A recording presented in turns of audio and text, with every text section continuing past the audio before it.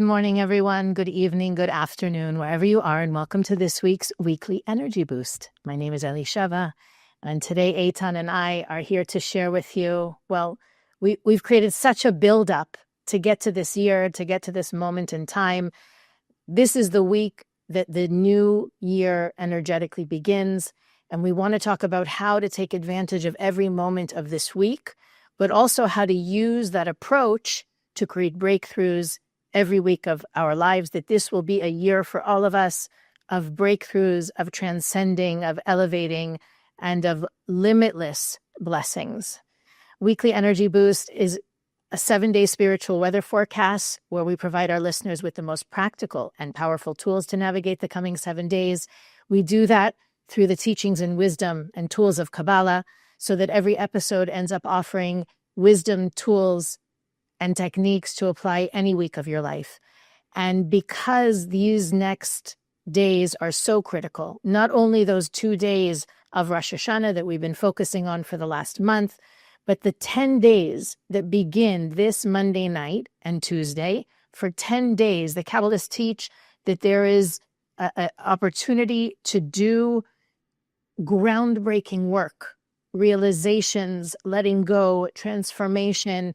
It's almost like you should clear out your schedule and just focus on that for the next 10 days. But we're going to give you a more practical and pragmatic, really, something that you can do on a daily basis to create a different year for yourself. Now that you've done the work of the month of Virgo, that reflection, that deep introspection, you leave that aside and face the opportunity ahead of us in the next few days and, of course, the next week.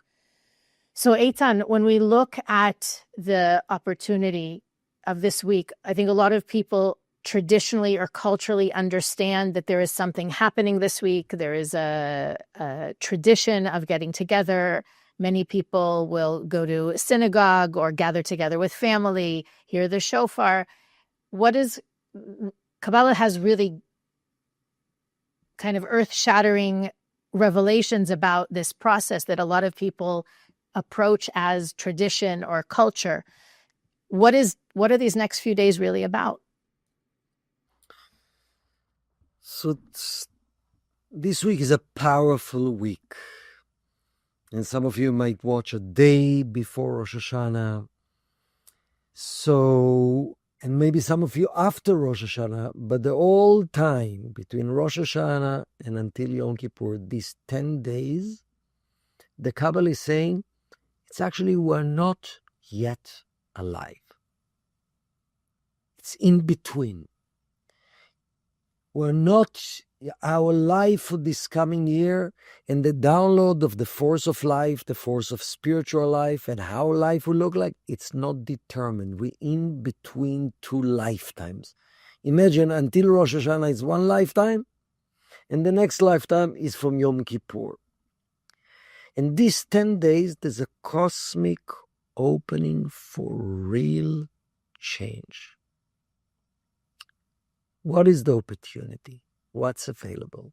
We know that in Rosh Hashanah known to be the birthday of humanity. It's the birthday of Adam and Eve, and it's the birthday of humanity. So in birth, our real unlimited potential is available.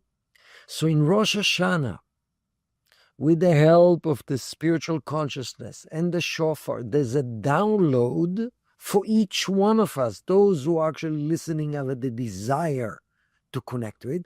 There's a download of our unlimited version of ourselves. If you look at the journey of life, we are born with one version of our consciousness, and as a result, our life. And our purpose in life is every year to upgrade and to access the better version of myself. That's called tikkun process. Unfortunately, most of humanity stays stuck with the old version of themselves. While sometimes they might bring some exciting new people into their life, an exciting new business, an exciting breakthrough in the outside. But if I'm not upgrading and accessing the better version of myself consciousness-wise, deep inside, life will stay the same and less.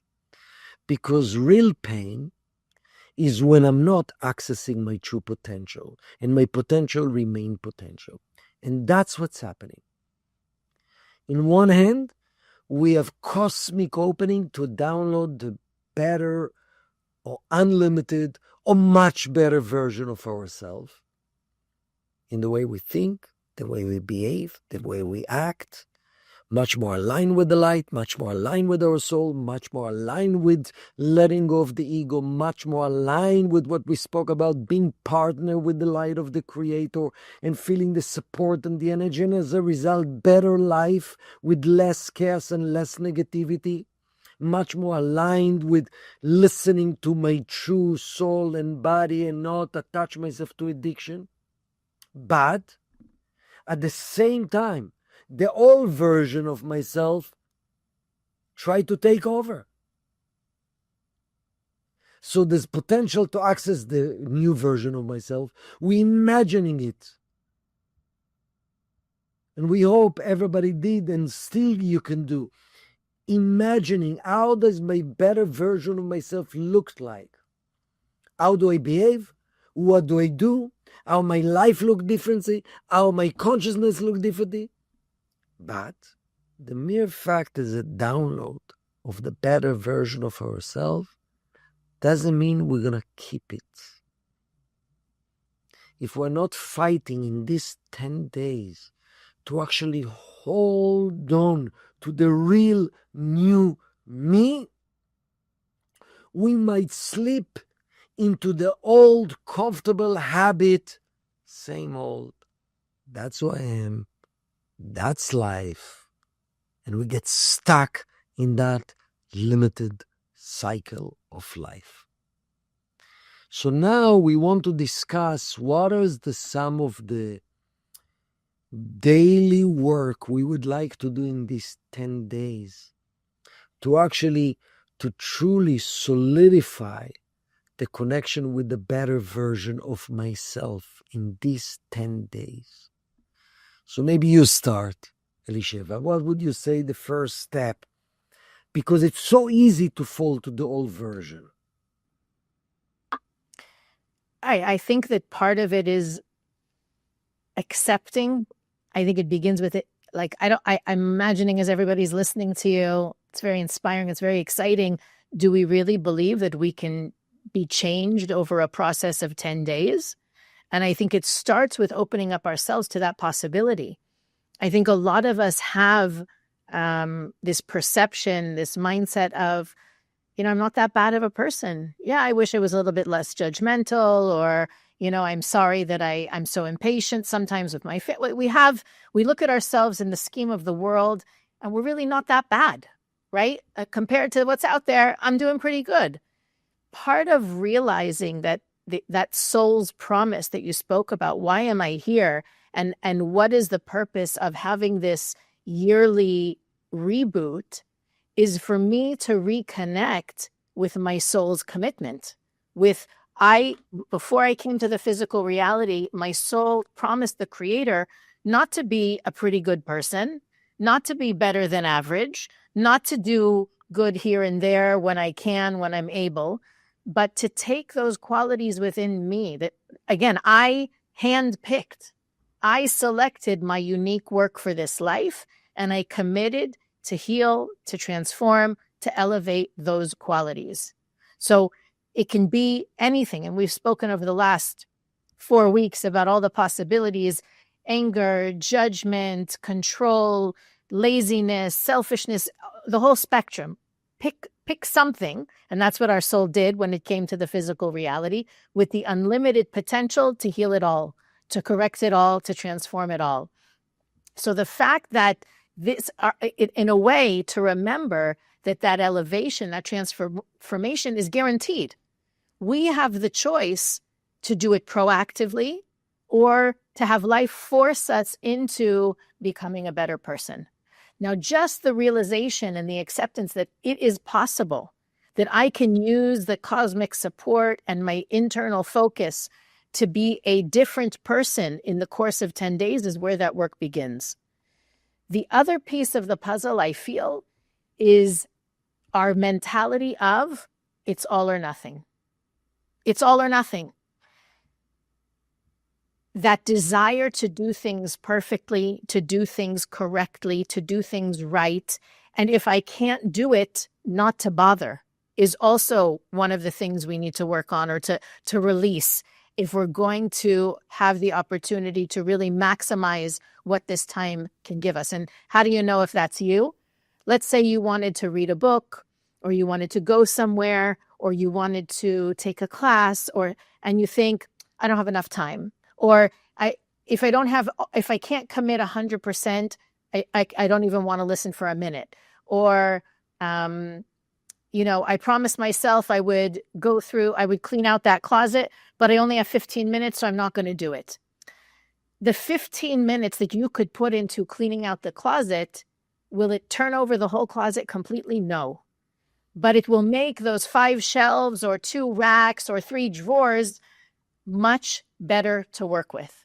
And that's the approach in this week. It's not about if I can't go all the way, I shouldn't bother. It's that with the time that I have and the resources that I have, what can I do? Perfection is not possible. If it were, there'd be 100 million books about how to be perfect, lots of classes, lots of seminars. We're not here to be perfect. We're here to do the individual work that each of our souls committed to do. And any progress is progress. So reversing that belief of if I can't do it perfectly, or if I can't do it 100%, it's not worth it, I'm not going to bother, is one of those illusions that our opponent, that negative voice inside us tells us so that we won't even start. So imagine all these years of wanting to do things perfectly and maybe even priding yourself on doing things well or right. It's actually getting in the way of the transformation that is actually the key to the fulfillment, to you being more connected to yourself, to your soul, to have more meaningful relationships around you. It really is about approaching it not in an all or nothing way, but looking at every step of the way as progress, that I don't even want to say inch, every ounce of transformation and healing that I can accomplish is serving myself and the world more than being a perfect person, being the angel or the guru or the whatever it is I think I need to be in order to be doing things well or right. And to start with those small things, that if I can pick one relationship to elevate, to heal, or transform, or one quality in me that I can be better at or shift even 50% of the way in the next 10 days, that creates a lasting imprint that can serve me, not only in that area of my life, not just that I'll be 50% better in my life in that area, but that I will know that change and transformation is possible. And that then serves as a motivation and as a catalyst to continue doing the work. Like, wow, the me of 6 months ago would have handled that completely differently. The me of a year ago would have freaked out. The me now is calm, is patient. Am I perfect? I'm not perfect yet, but I also am not here for perfection. I'm here for a better, more expanded and elevated version of me. And that's the goal. Little by little, step by step, every day. That's beautiful. And I think everything starts with the question, who is the real me? Rabbi Isaac Luria, in the book The Gate of Reincarnation, defined the definition of a human being is the soul. It means our true identity, the true I, is my soul. And that's one of the biggest tricks of the opponent, to create a false identity. So let me give you an example.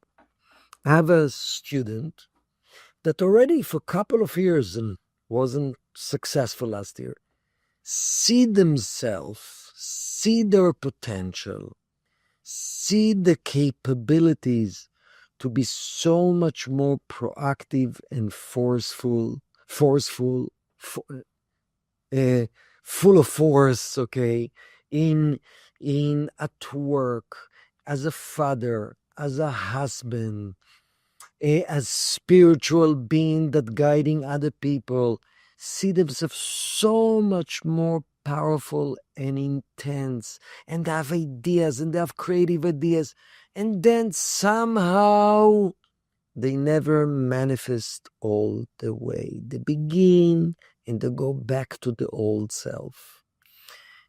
And ask them, when we worked before Rosh Hashanah, ask that person few questions. Number one, what are your fears and doubts? And he said, actually, if I'm really honest, I'm afraid that if I'll step into that version, which I see it's my potential of being more forceful, being more intense, being more out there, less lazy, then I'll never have my own freedom. I'll never have my own time for myself, and it feels a little bit too intense and too much anxiety. And ask him the question, what do you really think if you step into that version of yourself? Will it make you happier or more depressed? He said, I'm actually now depressed. And how do you manage that depression? What is it? Actually, smoking too much weed to remove that void. So here is an example. A person sees that stepping into the next version, more intense version of themselves, will make their life better. But there's a fight staying small, staying lazy, staying comfortable. And I'm not saying it's bad or good. They felt in the intuition. It's the right thing for them. So I challenged them, and I'm challenging all of you. That better version of ourselves, which seemed to be more uncomfortable, it is the real me. Our opponent tells us that's so uncomfortable. You stepping into your real identity. What do you think your real you? Imagine you see life through your soul. Saying, when you're making commitment, when it's uncomfortable, and it feels a little bit more pressure, and you need to confront some people because you take upon yourself a better position, more responsible position, more leadership position. What do you think your soul's saying when it feels this uncomfortable? Is the soul uncomfortable? The soul is very comfortable. This is the real me.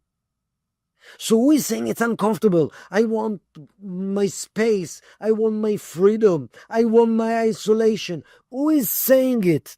The illusionary me. And that's something these 10 days we all need to constantly ask ourselves. When I say, I can't stand just what's up and that rejection, who is saying it? Your real you or your illusionary you? The limited version of you, the blind you, the fact that you start to ask this question, is it the real me or the illusionary me? The only thing that will bring us true peace, if we're getting closer to the real us, and we better start to use this language. Is it really uncomfortable? Yeah, my ego going through some discomfort. That's the main tool of the opponent of the ego, to keep me stuck and limited.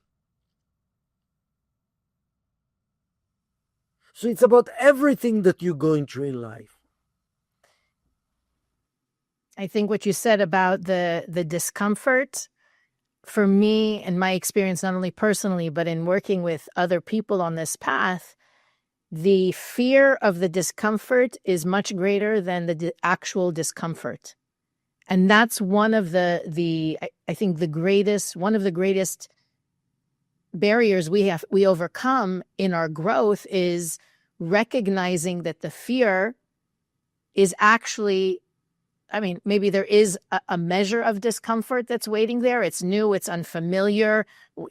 You know, you don't know, sitting in the unknown, not knowing how the other person is going to react or how you're going to handle. But the actual discomfort is never as horrible as our opponent wants us to believe it is. There is a fear of perceived discomfort that never really actualizes. And the alternative, what really ends up happening, and I know for, you know, I'm trying to think of an example. I think for a lot of people, for example, that have a challenge in expressing themselves or speaking up or asking for what they need, there's such a fear of rejection, of being needy, of, you know, you name it. And once we learn to express ourselves, ask for what we need, communicate, be vulnerable, you realize that even though that fear of what are they going to say or how's it going to come across, it might always be there in the back of your mind, your soul taking the lead and pushing you into expressing more of who you really are is more freeing, meaning there's more relief in doing what you think is uncomfortable than in avoiding what's uncomfortable.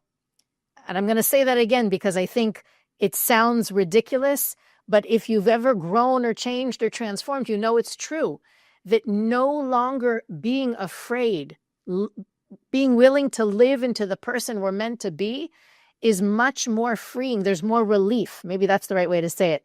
There's more relief in the change than there is in the staying the same. There's more freedom. There's more ease. It becomes more comfortable with practice. And that's why I want to make a point.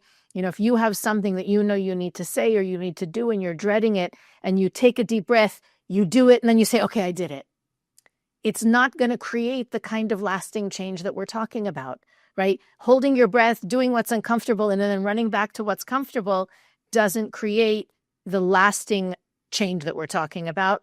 It's being willing to go there again and then another time, and then to speak up again, and then to ask for a conversation again, and to be willing to do it again and again and again until it becomes part of your comfort zone. And that's when you're able to look back and say, the old me would have handled that completely differently.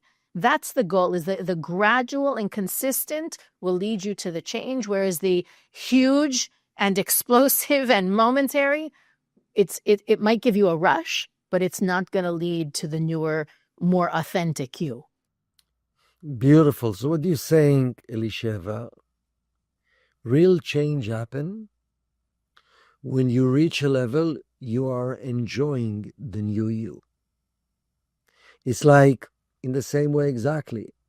You decided you need to go to the gym and you get a rush of energy for becoming a member for 1 year. You know? And then after a couple of times, you don't have the strength, you don't have the energy. You need to have the discipline and the practice to go again, overcome the doubts, overcome the fear, overcome the discomfort, overcome the laziness with the vision until I'm going to like it. That's when you master the new version of yourself. And that's what we meant to be in this world. Because the whole idea is, yes, that's what I'm aiming, and I'll try a little bit. And then you of course you will have doubts. These 10 days, pay attention. The doubts. Do I actually want to go to my next level? Oh, hopefully God will present it, that things will change by themselves. Yeah, God is the source for everything. But I have to do the incremental changes and discipline and confronting. That's the question. I need to continue confronting fears, confronting doubts, overcoming discomfort, facing discomfort with ideas that that's the real me. It's comfortable. So why I don't feel comfortable? Because it's a process. I gave in to the illusionary me for too long. So of course the goal of life is to be comfortable, that the real me, my soul, will be comfortable. We need to reevaluate. How do you define? Of course, we would like to be comfortable, at peace, joyful, and happy. when we are lazy and seeking temporary comfort, my soul is in pain. I feel aging. And that's part of this new year, awakening newness.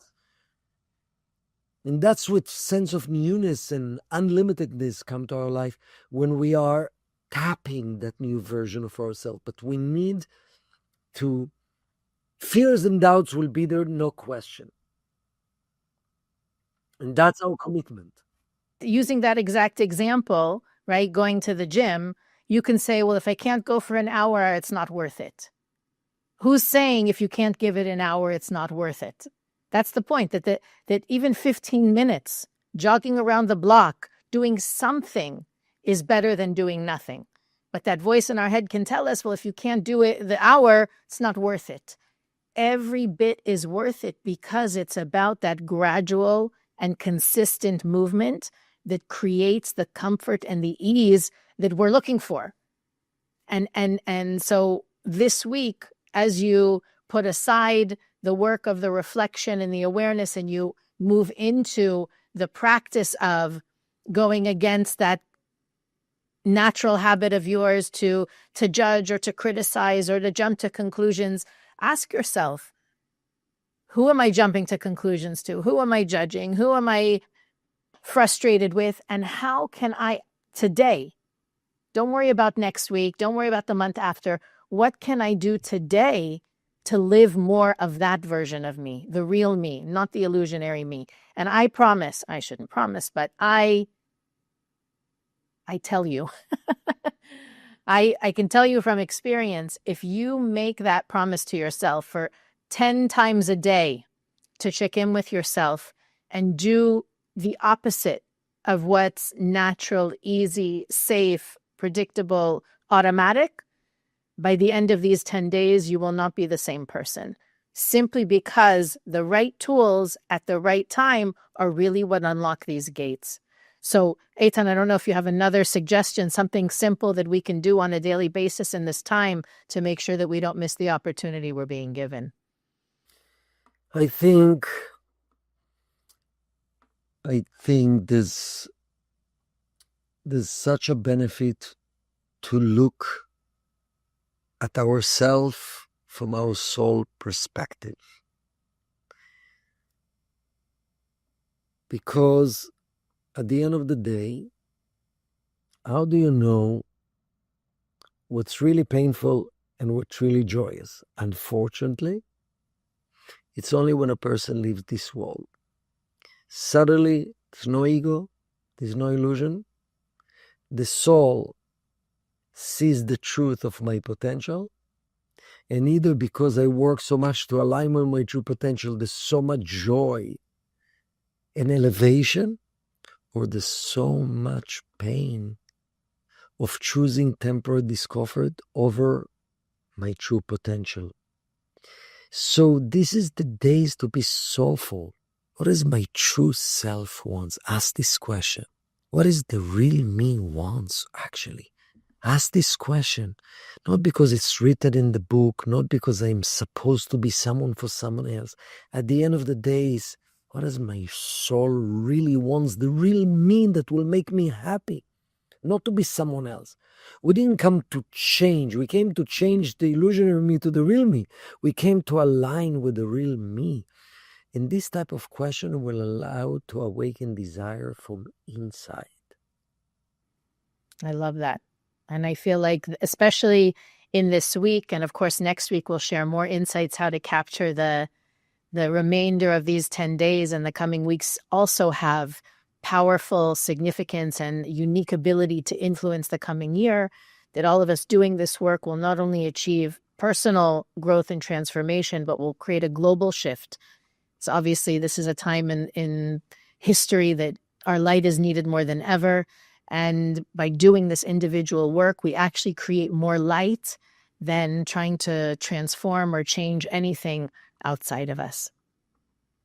Weekly Energy Boost is available on all podcast platforms, YouTube, Facebook, and Instagram. You can also follow us on those platforms to receive more content to support you in living what we speak about in every episode. You can also visit our website, weeklyenergyboost.com, where you can learn more about the things we think are important for our listeners to know. Look through our archives, send us a message, and click the donate button to support Weekly Energy Boost, as well as like, rate, review, and most importantly, share. And we'll see you next week on the Weekly Energy Boost.